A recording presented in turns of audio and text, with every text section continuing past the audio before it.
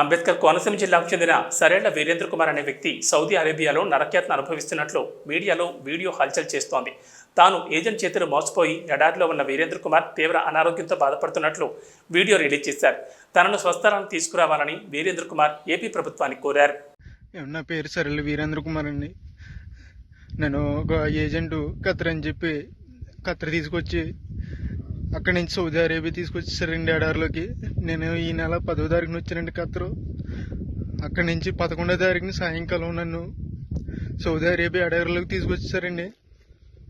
అక్కడ ఆ బాబా నన్ను 4 రోజులు ఉంచుకుని సౌదీ అరేబియాలోని ఇంకా చాలా దూరంలో తీసుకొచ్చి పడేయారండి ఎడారిలోని. నాకు 11వ తారీఖు నుంచి ఇప్పుడు వరకు నాకు ఆరోగ్యం ఏం బాగోలేదండి. రక్తంతో వాంతులు అయిపోతున్నాయి, ముక్కులంటే రక్తం వచ్చేస్తుందండి.